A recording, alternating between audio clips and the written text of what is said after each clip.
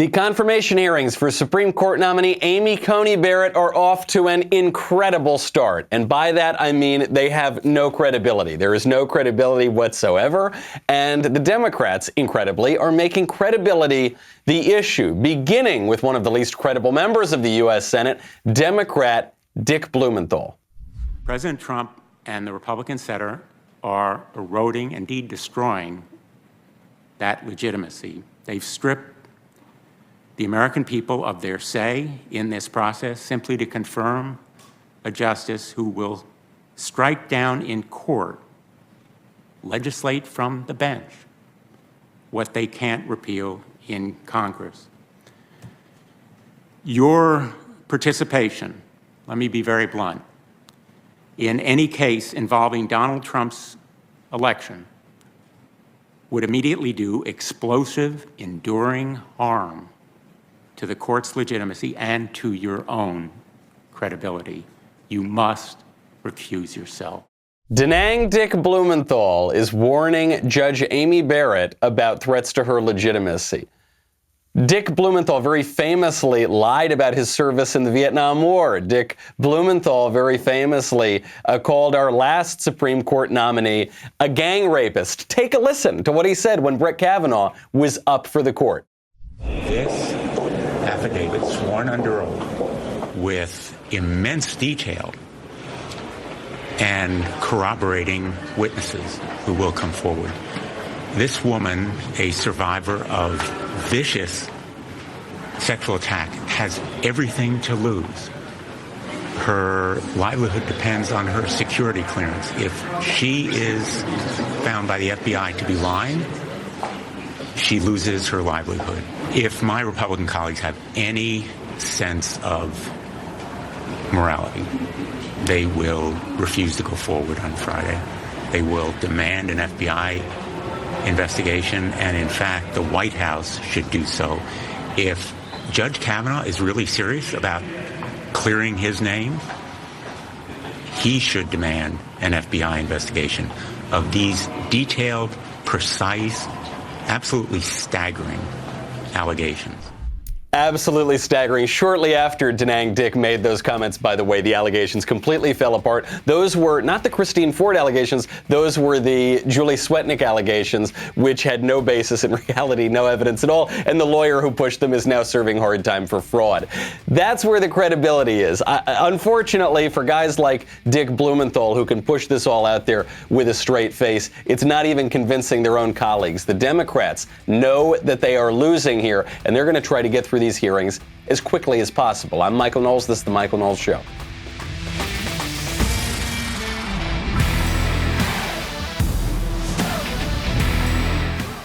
Welcome back to the show. My favorite comment from yesterday from Hudson Dean. LeBron James cares so much about gender equality that the NBA now has the same ratings as the WNBA. That is, wow. You know, because we've just been talking about all the racial division the left is pushing, but you're right. That is on the level of sexual politics as well. There are now just as many people watching the NBA as the WNBA. Well, that's a great value, isn't it? You know, those two things used to have very different revenues, and now it looks like those revenues, it looks like the money coming into both of those organizations is just about the same. You got to make sure that you're not overpaying. You got to make sure you got to level out those revenues when you are paying your cell phone bill, and that is why I would highly recommend Pure Talk USA. I'm going to be extremely blunt here. If your cell phone plan is with, say, Verizon, AT&T, or T-Mobile, you are paying way too much for the exact same coverage that you would be getting right now with Pure Talk. Now, I know what you heard me say. What you heard me say is, if you have AT&T, T-Mobile, Verizon, you could get a similar network. You could get similar coverage for cheaper. I didn't say that. I said you could get the exact same. The exact same. The average person who switches to Pure Talk is using less than 4 gigs of data per month, but the big carriers are charging you for unlimited data. That's how Pure Talk saves the average person over $400 per year on their wireless service. Unlimited talk, text, and 2 gigs of data, all for just $20 a month. And if you go over on data usage, guess what? They don't charge you for it. They won't charge you for it. It's unbelievable how much money people are throwing out the window on other cell phone companies when you could get the same service. Grab your mobile phone, dial pound 250, say Michael Knowles. When you do, you will save 50% off your first month. Dial pound 250 and say keyword Michael Knowles. Pure Talk, simply, smarter, wireless. Now we will move into something that is simply dumber, which is these confirmation hearings that we were watching yesterday. Even the left is admitting that this is not going well for them. CNN cut away during the confirmation hearings. And the reason they cut away, I don't think, is because they're making some principled stand on the legitimacy of Trump nominating a judge during an election year. They're cutting away because there's no way this is a win for Democrats. How do they win? They can either pull a Kavanaugh, they can viciously attack this woman and try to derail her nomination. But how is that going to look a few weeks before a presidential election? You've got this very attractive, both physically and on paper, sort of nice female candidate, part of the gentler sex, with this big, beautiful family, totally unimpeachable. So you can have the last taste in voters' mouths of Democrats be them just destroying this very sympathetic woman, or they can fail, right? Or the Democrats don't derail her nomination and they look feckless on screen. Either way, it looks pretty bad. And it looks like right now Democrats are trying to split the baby, as it were, very, very literally trying to split the baby by derailing Justice Barrett and trying to maintain Roe versus Wade. So they're trying to have it both ways, and it's not working very well. Most of the hearing was just senators letting out the hot air that generally tends to fill their bodies, but a few tried to make cogent arguments and it went nowhere. Kamala Harris was first up. Kamala Harris was testifying remotely, and she had a picture of RBG, this kind of silly RBG children's book behind her, and she said the reason we can't confirm Barrett is because Barrett will undermine Justice Ruth Ginsburg's legacy. By replacing Justice Ruth Bader Ginsburg with someone who will undo her legacy, President Trump is attempting to roll back Americans' rights for decades to come. Every American must understand that with this nomination, equal justice under law is at stake. Our voting rights are at stake. Workers' rights are at stake. Consumer rights are at stake. The right to a safe and legal abortion is at stake. And holding corporations accountable is at stake. And again, there's so much more. So only two things she said were true. The rest of it was completely bogus, but I do give her credit for saying the two true things. She said a lot of silly things, like our right to vote is at stake. I don't think so. I think we'll be able to vote even if there's another judge on the bench. There's a new judge replacing RBG. She says things like corporations will finally be held to account.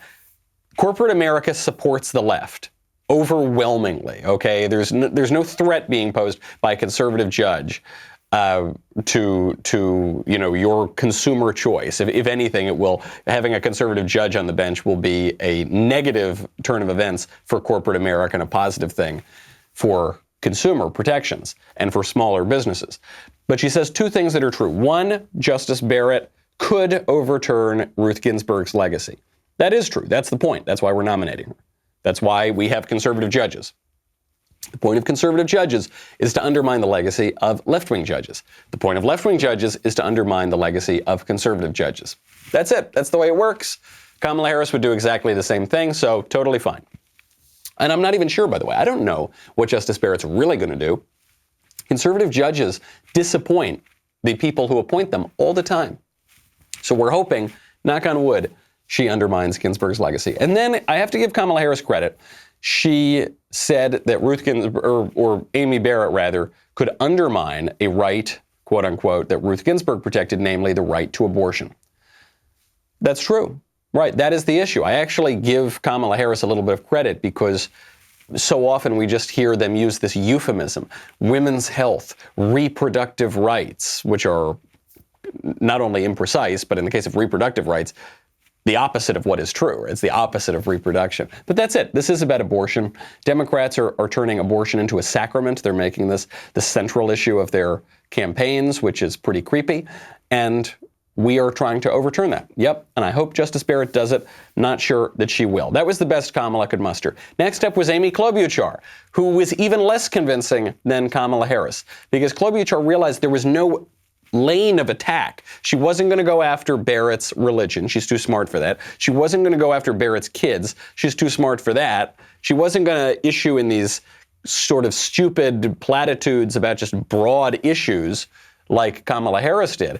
So Klobuchar decided to pivot back, get away from the court issues entirely, and for some reason, start talking about coronavirus. The daughter of Hmong refugees whose parents fled Laos to a refugee camp in Thailand before arriving in Minnesota. Marnie and her 7 siblings grew up in St. Paul. Their family, the American dream. This is who this virus has taken from us. Someone who has left behind a mother and a father and 7 siblings who loved her, and someone who undoubtedly would have made the world a better place. The president could have saved so many lives. Instead, he's been reckless, packing people in without masks for your nomination party, Judge Barrett. 35 people got sick. The president himself ends up in the hospital, and when he leaves, Walter Reed, still contagious, he defiantly takes off his mask and walks into the White House. And then he lies and says the virus will magically go away. The truth matters. And the truth is, America, that this judicial nominee has made her views so clear. And this president is trying to put her in a position of power to make decisions about your lives. What? When she tries to bring it back there at the end to this president is trying to nominate a judge who will make decisions about your lives. You know, like all presidents who nominate judges, because that's what judges do. This president is trying to nominate a judge, like the Constitution says he should.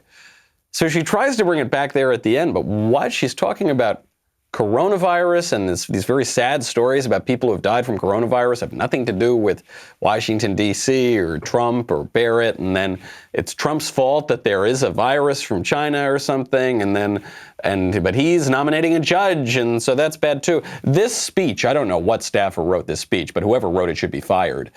This would not pass a freshman writing seminar, a freshman in high school writing seminar. This was pretty weak sauce, but she does it because they have nothing else. I felt Klobuchar's speechifying yesterday was the clearest evidence that the Democrats know they've got nothing. The left know they are losing on this issue, and they just need to move past this hearing. They'll do the sort of perfunctory yelling and howling, but they'll confirm her, and then they'll move past it because there's no way that they gain politically here. Someone who was just as convinced just as confused as the rest of us over Amy Klobuchar's bizarre rant was Senator Ben Sasse. One thing you might have noticed about Senator Sasse, I think one of the most persuasive aspects about the guy is he's got very good hair. And if you want to keep your hair, you've got to check out Hims. Hims is helping guys be the best version of themselves with licensed medical providers and FDA-approved products to help treat hair loss. No snake oil pills, no gas station counter supplements. Hims connects you to licensed medical professionals online, which could save you hours. Completely confidential, completely discreet. You know me, I'm not I'll just say it, I'll say it with no false modesty here. I'm not a hulking Adonis of a man, okay? One thing that always helped me in the lady department was that, I got a nice full head of hair. So I'd recommend you go do that today. Today, Hims is giving you their best offer yet. If you're not happy with your results after 90 days, Hims will give you a full refund. Right now, my listeners can get their first visit absolutely free. Go to forhims.com/Knowles, Knowles. That is forhims.com/Knowles. Full refund of price paid available for first 90 days supply. A refund request must be made between 90 and 180 days after product shipment is delivered. Prescription products require an online consultation with a medical professional who will determine if a prescription is appropriate. Restrictions apply. See website for full details and important safety information. Remember, what is it? forhims.com/Knowles. So, Ben Sasse, who has very nice hair, was just as confused as the rest of us. And so he took the opportunity to offer a civics lesson for our obviously degraded national conversation. Senator Klobuchar said a number of things about COVID that I agree with. She cited a bunch of really painful stories in Minnesota, and similar stories could be told from across the country. I even agree with parts of her criticism of the mismanagement of COVID by Washington, D.C. I don't know what any of that has to do with what we're here to do today. Huge parts of what we're doing in this hearing would be really confusing to eighth graders. If civics classes across the country tuned into this hearing and tried to figure out what we're here to do, and they heard as much as they've heard about 2009 Finance Committee debates about what should be in a healthcare reform package. I'm blessed to sit not just on the Judiciary Committee, but also on the Finance Committee. And lots of the discussions we've had in here today fit better in a Finance Committee hearing than in a Judiciary Committee hearing. So I think it would be very useful for us to pause and remind ourselves and do some of our civic duty to eighth graders to help them realize what a president runs for, what a senator runs for, and on the other hand, why Judge Barrett is sitting before us today. This was an excellent skewering of what was going on. And actually, what Ben Sasse is doing here is exactly what senators should do. He's distilling this for eighth graders, and in there is a kind of not so subtle jibe at the Democrats, which is saying you guys are behaving not even as eighth graders would. You guys do not even possess the civic understanding of eighth graders. And it's important to have civics education. We no longer have it in schools. ISI, the Intercollegiate Studies Institute, did a survey of elite university students, so the top ranked schools in the country. This was all the way back in 2007, by the way. They surveyed seniors and freshmen. Turned out that graduating seniors knew less about civics than incoming freshmen. So people are getting more ignorant over time. So it's important to have that civics education, but this is also what senators should be doing. You know, most of our government is just run by bureaucrats. It's not actually run by the elected president or the senators or even the judges, more so the judges, but certainly not these elected guys in Congress or the Senate.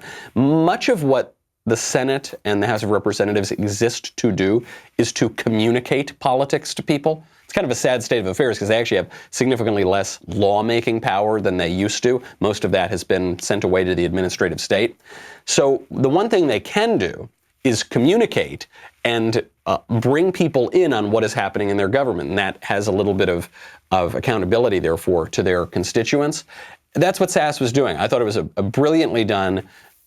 We could all use a good civics lesson, most especially the Democrats sitting in that chamber. Now, he opened up by kind of poking fun at what Amy Klobuchar was demagoguing about, this COVID narrative and these COVID stories as a way to distract from what they were actually supposed to be doing. It is important to note that the Democrats' narrative on coronavirus right now is completely falling apart.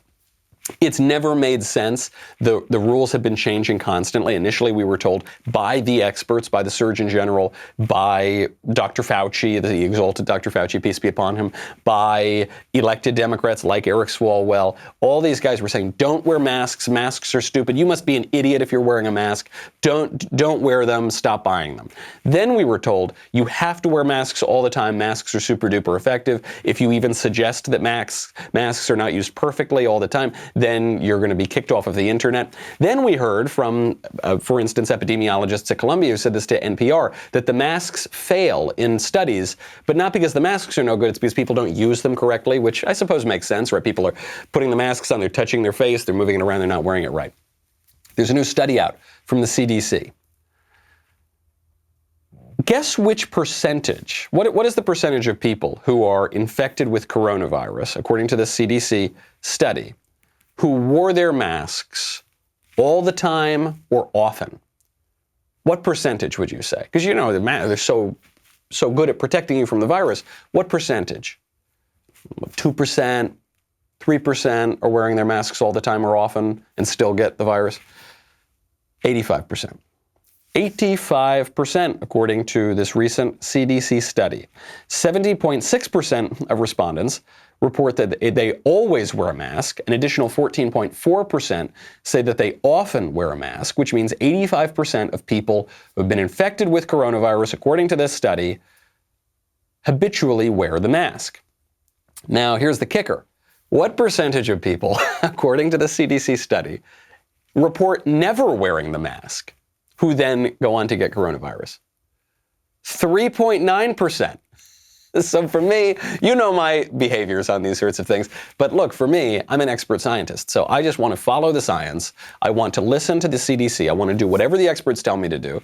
And it seems from the CDC study that some of what we've been told about these precautions is not correct. Well, we know that some of what we've told about these precautions is not correct because the so-called experts have told us opposite guidance.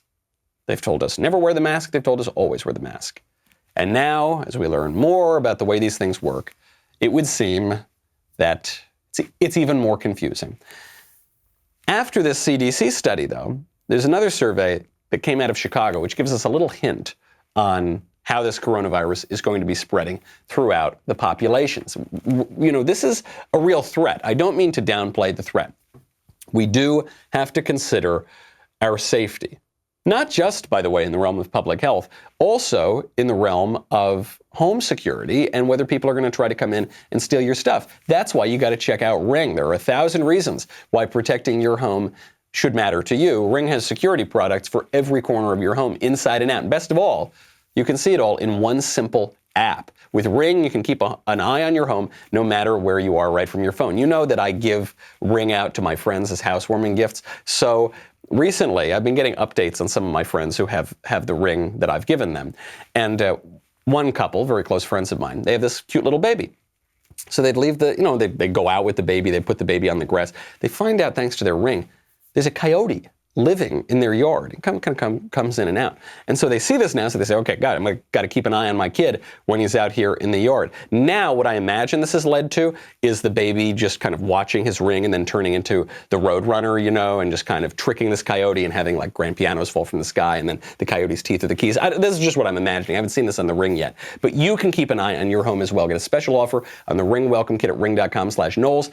Includes Ring's Video Doorbell 3 and Chime Pro, the perfect way to start your Ring experience, plus free 2-day shipping. Go to ring.com/Knowles, ring.com/Knowles. So the CDC study shows the overwhelming majority of people who are getting infected with coronavirus are wearing the masks always or often. Again, that's not saying anything about the masks per se, just telling you how this virus is actually spreading in reality. Well, we see the same thing in Chicago. Right now, they did a survey in Chicago of how many residents who sent blood spot samples to Northwestern University researchers tested positive for COVID antibodies. So they had people sort of send in these samples, and they're going to see not even just how many people have the virus currently, but how many people have the antibodies, so they had the virus in the past. Do you know how many Chicagoans have had coronavirus according to this survey? 1 in 5. A full 20% of Chicagoans who sent in these samples have had coronavirus. This was my point when we were talking earlier. I've been reiterating this almost once a week now. The liberals think that conservatives oppose all of their kind of crazy measures to stop the spread of coronavirus because we think we're never going to get coronavirus. But actually, the opposite is true. We oppose them, well, one, because there is some dispute over the efficacy of some of these measures. 2, now in the case of the lockdowns, the World Health Organization is actively saying, don't do the lockdowns. The lockdowns are very bad for you. But disputes about the efficacy of these things aside, the reason that we are not indulging this sort of thing and clamoring to throw the world into a global economy or into a global economic depression over the coronavirus measures is because, not that we think we won't get it, but because we know COVID's here to stay. We're very likely going to get it. WHO came out the other day and said 1 in 10 people on Earth has gotten coronavirus. 10% of the entire world population has gotten this virus in the 9 or 10 months that it has existed. It's not going to stop there, folks. It's going to keep spreading. 1 in 5 Chicagoans has had coronavirus. I know you think that you can protect yourself from that forever because there's some government policy, some matter of social engineering that's going to protect you from germs, that now we're on a political crusade to defeat germs. You're not going to do it. It's not going to happen, folks. This is not only as foolish as, say, the war on poverty, or the war on this or the war on that. This is more foolish You will not defeat disease. You can improve health. You can mitigate disease. You can develop vaccines that have certain efficacy. Great. I encourage everybody to do that. You will not eliminate disease from the world. You will not bring your risk down to 0%, which is what I think our utopian friends on the progressive left think that they're going to do. And notice, by the way, our utopian friends, they always change the rules. So first, obviously, with the masks, it was so obvious because they said, don't wear the masks, and then they said, do wear the masks. But even with the social distancing, one of the creepiest phrases I've ever heard, social distance, together apart. These are opposite things. They say, okay, if you're 6 feet apart, you're totally fine. If you're 6 feet, at one point they told us if you're 6 feet apart, you don't need a mask. Then we were told by some people, if you're 6 feet apart, you do need a mask.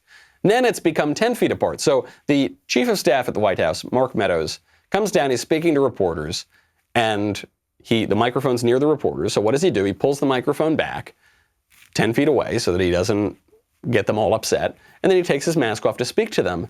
These wusses have a meltdown. Tell you what, let me do this. Let me pull this away. Yep, pull away. And then that way I can take this off the top. Well, I'm more than 10 feet away. I'm not going to talk through a mask. I'll be glad to answer your question. Damn right. Damn right. I'm not going to talk through a mask. I am not going to perform whatever liturgy of liberalism you were trying to foist on me with no scientific basis that you're even trying to present. Even if there were a scientific basis, we would still have to debate whether or not we want to engage in that sort of thing as a matter of politics and ethics. But you're not even what scientist is saying that if I'm standing 10 feet away, I have to wear this cloth mask or else we're all going to die? No one is saying that. So he says, okay, you just want to muzzle me. You just want me to look foolish. Some people say, well, Mr. Meadows, why not do it? Why not put the mask on, even if you're standing 10 feet away, even if when you start giving your press conference, you're going to sound like that teacher from the Peanuts cartoons.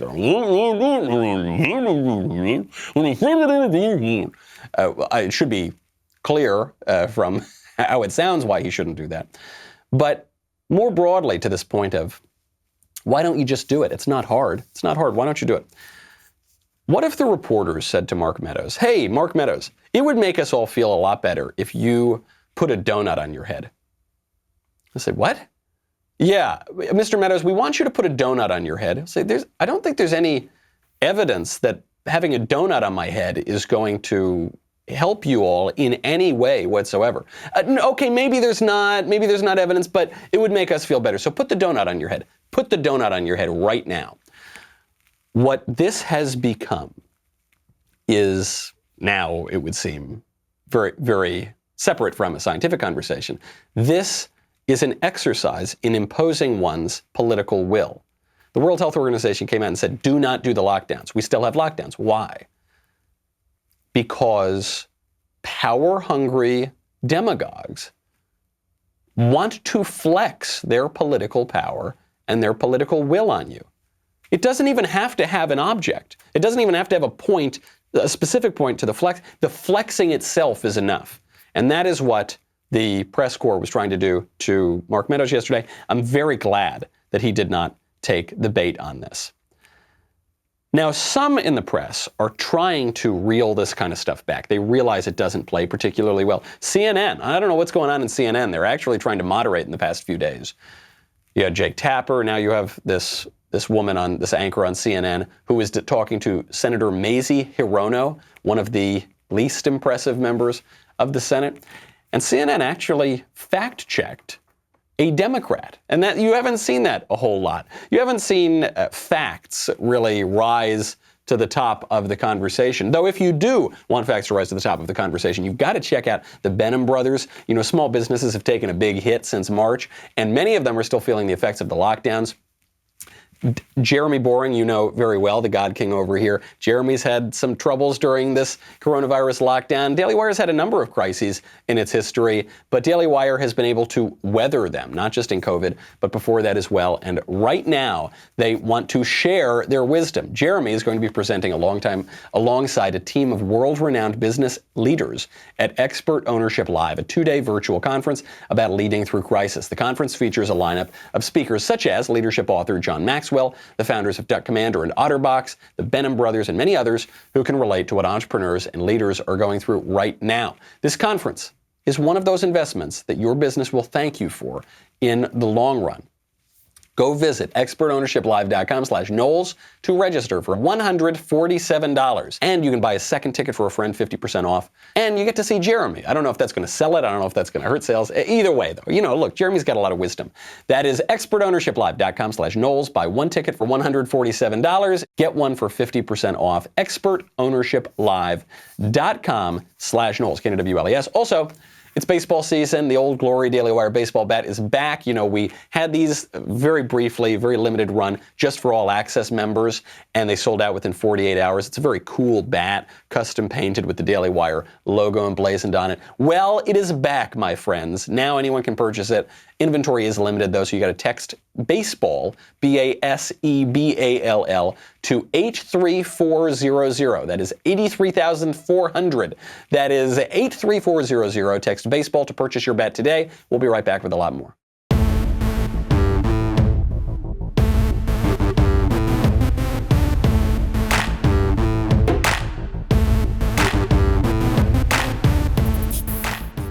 Credit where credit is due. CNN actually just fact-checked a Democratic senator on the air. Mazie Hirono was throwing around the phrase court packing, which specifically means adding justices to the court by increasing the number of justices, right? It does not mean filling vacancies, which is not only a constitutional right, it's a constitutional requirement. Court packing is a different thing when you increase the number of justices. So she was throwing this word around. And CNN very gently, very secretly corrected her on the air. I mean, obviously, just filling a vacancy right now is not what is normally referred to as court packing. It's adding seats. But I think that you've said that you're open to that as well. There are a number of things that we can talk about to reform the courts, including, by the way, we should apply strict ethics standards to Supreme Court justices. We don't have that. So there are any number of things that we can talk about to make sure that the Supreme Court is not an ideologically determinative body, which, by the way, if you look at their recent decisions, many 5-4 decisions that are very much partisan and ideologically based, that is not what we want the Supreme Court to be. In fact, that is not how we want our entire judiciary to be. They should be objective, independent, not filled, as I said, with people who have an ideological agenda. We don't want people on the court who have an ideological agenda. And that's why we've got to keep all the conservatives off and put all the leftists on. Mazie Hirono can't take the hint from this woman on CNN who's saying, like, hey, Mazie, maybe here's a better way to go about this. We're all on the same team here, Mazie, but you're not doing this very well. It's funny, too, because when she's talking about the ideological conformity of the court, let's not forget the leftist judges almost 100% of the time vote together, even on cases that are constitutionally preposterous. Whereas the conservative judges often split apart, break away, disagree with one another. I'm not even making a point about how the conservatives are right and the leftists are wrong. I'm just saying, as a matter of ideological conformity, which is what Mazie Hirono is talking about, the left is purely ideologically unified, and the right breaks up and has disagreements, and someone's an originalist and someone's a textualist, and the textualist disagrees with the originalist on this. I mean, just in this recent Supreme Court term, you had huge disagreement on the right. So if Mazie wants intellectual diversity on the court, I guess she's got to go for the conservatives, but she's probably not going to do that, and she probably doesn't even understand the point. The reason I think that CNN is willing to play this a little softer now, the reason that CNN is even willing to maybe gently correct a Democratic senator, is not because they've had some wake-up call, not because they understand that the left is harming the country. It's because they understand that the left is losing. They're losing. right now. And maybe it doesn't seem like that because the media is putting on a good show. Maybe it doesn't seem like that because who knows how the presidential election is going to turn out. But broadly speaking, on this argument, on the court argument, on the Amy Coney Barrett argument, on the radicalism argument, the left is losing. Here's an important poll. We've been reading some of the polls all the time. Here's an important one that doesn't even mention the phrase Trump or Biden, but it tells you a lot, and I suspect it might have something to do with the election. Gallup asks people, are you better off now than you were 4 years ago? This was Ronald Reagan's famous line in a presidential debate. Gets up there, he goes, well, he's got Jimmy Carter over, he goes, you've got to ask yourself one simple question. Are you better off now than you were 4 years ago? Right, because that's what you have to know. If you're running against an incumbent, you say, are you better off now than you were 4 years ago? And the answer is no, then you got to vote for the alternative. And if you are the incumbent, are you better off now than you were 4 years ago? Well, the answer better be yes. The answer for this incumbent, President Trump, is yes. 56% of people in a survey taken September 14th through the 28th, which obviously is way into the coronavirus lockdowns, right? This is not while the economy was still booming. This is very recently this poll was taken. And still, even with the country shut down, the economy, tons of people out of work, are you better off now than you were 4 years ago? 56% of Americans say yes, they are better off. They are better off even in a pandemic under Trump than they were under Obama. That's compared to just under a third, 32%, who say that they are not better off than they were 4 years ago. How about on the other degrees of radicalism? Obviously, we have BLM burning down the country. That doesn't play very well for the left. But even on some of these wacky sexual issues, they divide us on race, they divide us on sex. On the sexual issues, I don't think this is playing well in Peoria. I'll give you just an example. There's a book review out in the New York Times called Are Straight People Okay? And Other Questions About Love and Sexuality, based on some book castigating marriage. Here's just a quick line. In examining the pressure to partner with the opposite gender, we find the extortions of capitalism, the misogyny of violence against women, the racist and xenophobic erasure of non-white families, and the homophobic hatreds that pervade so much of everyday life. This is not outlier in leftist discourse. This is not an outlier. This is the mainstream. This is what you see broadcast during these crazy rallies. This is even what you see on presidential debate stages among the Democratic Party. You remember when Julian Castro, when he was still running for president, he said, we need to support abortion rights. We need to support abortion justice, not just for women, but for trans women, meaning men who put on dresses, who I guess can have abortions now. I don't know how that's possible. This kind of gobbledygook of leftist jargon, the misogyny of violence against women, racist, xenophobic erasure of non-white family. How do you, what? Huh? What is that? Homophobic hatreds and blah, blah, blah. Just complete fictive gobbledygook. And I think a lot of Americans who are not steeped in this kind of radical ideology look at that and say, I got one guy telling me make America great again. I got one guy talking to me about the erasure of the cis, trans, non-binary, non-white, misogynistic, blah, blah, blah, blah, blah. I think I'm going to vote for that guy. The one who I can understand, you know, the one who's speaking simple English, who says, like, don't burn down the country. Yeah, I think that guy is more persuasive. This is how President Trump, who has many personal foibles, was able to win in 2016. This is what the media didn't get. A lot of the Never Trump right never understood this. They thought that President Trump won because he's got this mean personality. He's a real angry, mean, cruel guy. And he won in spite of the policy offerings and his kind of basic view of the country. It was the opposite.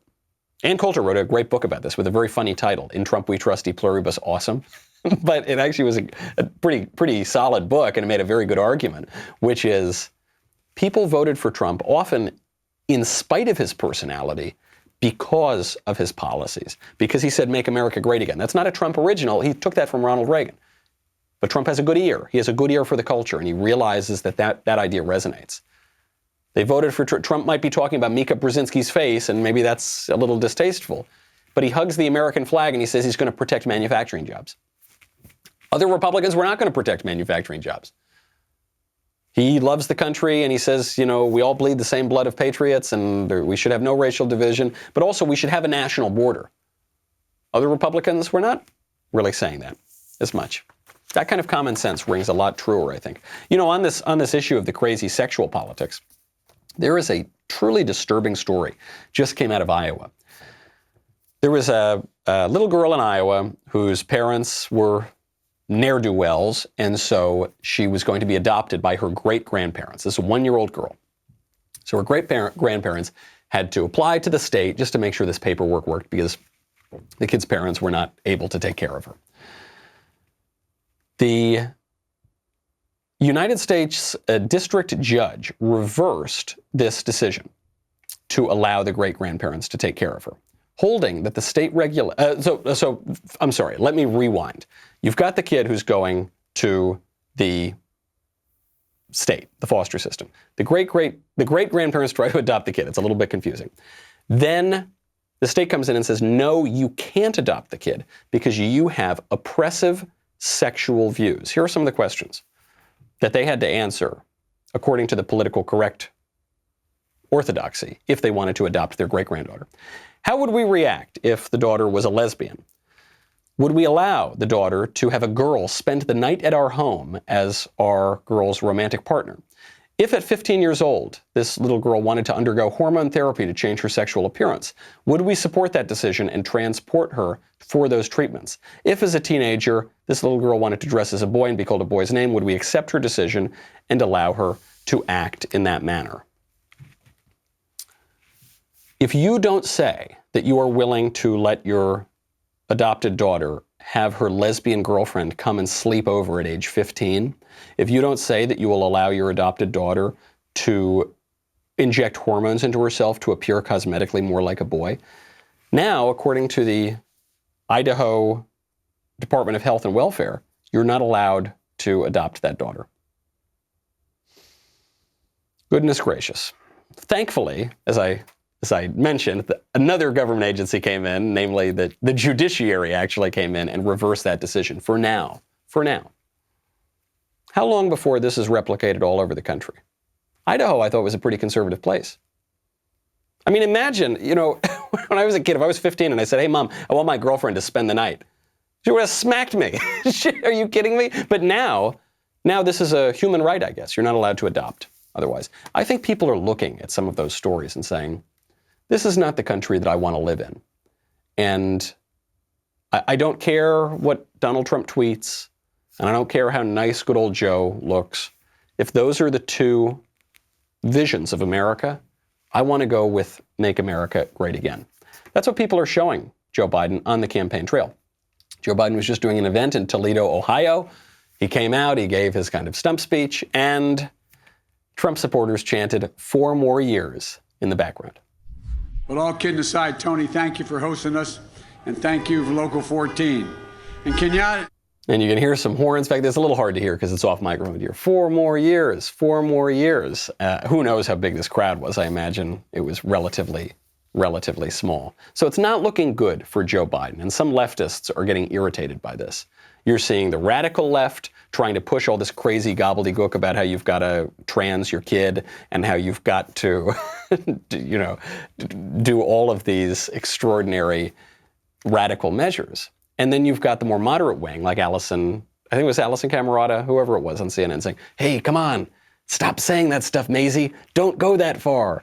Be a little bit more moderate. We've got an election going on. And that's the debate that's going on. Noam Chomsky, who's a radical leftist and public intellectual for the last 700 years, he just got into a bit of a debate about this sort of issue with a radical leftist from the Bernie Sanders campaign. And Chomsky actually played the role of the moderate here because Chomsky understands in politics, you don't win by losing. What you're saying, if you think it through, is we should help Trump win because maybe in the long run, that'll affect the Democratic Party. That's a terrible choice. Helping Trump win, as you're proposing, would mean 4 more years of destruction of the environment, getting possibly to tipping points, which would be irreversible, certainly making any effort to deal with it very difficult. It would mean stacking the judiciary with young, ultra-right lawyers, top to bottom, so that nothing would be possibly done for a generation, and I can go on and on. I don't think that's a wise choice, just on the hope that maybe sometime in the long term, the Democratic Party will pay attention to the fact that you're part of the 50% of non-voters. A great point, and the woman that he was speaking with pushed back, said, no, the time is now. We've got to take a stand and kill our chances of winning in this election, and then later maybe we'll win. The Never Trump right made the same argument in 2016. And I understand the appeal of the argument. The appeal is, okay, things aren't going the way I want them to, so the best thing to do is to lose. It's better to lose and then regroup, and then in 4 years or 8 years, then we can win. You know, winning is a little tricky. I like the idea that people who can't win now are going to tell us how to win in 4 years or 8 years. That's not how it works. Politics is a messy thing.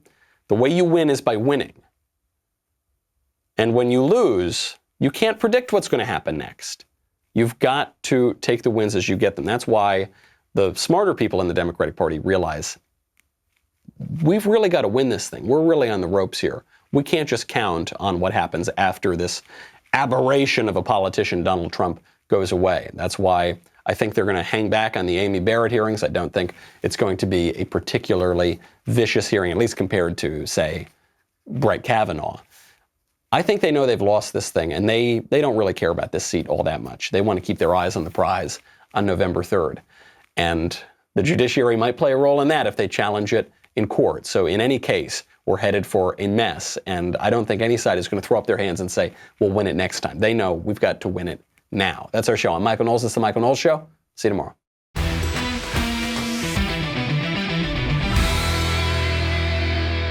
The Michael Knowles Show is produced by Ben Davies. Executive producer, Jeremy Boring. Our technical director is Austin Stevens. Supervising producers, Mathis Glover and Robert Sterling. Assistant director, Pavel Wadowski. Editor and associate producer, Danny D'Amico. Audio mixer, Robin Fenderson. Hair and makeup, Nika Geneva. And production assistant, Ryan Love. The Michael Knowles Show is a Daily Wire production. Copyright Daily Wire 2020. Hey everybody, it's Andrew Klavan, host of The Andrew Klavan Show. You know, some people are depressed because the American Republic is collapsing, the end of days is approaching, and the moon has turned to blood. But on The Andrew Klavan Show, that's where the fun just gets started. So come on over to The Andrew Klavan Show and laugh your way through the apocalypse with me, Andrew Klavan.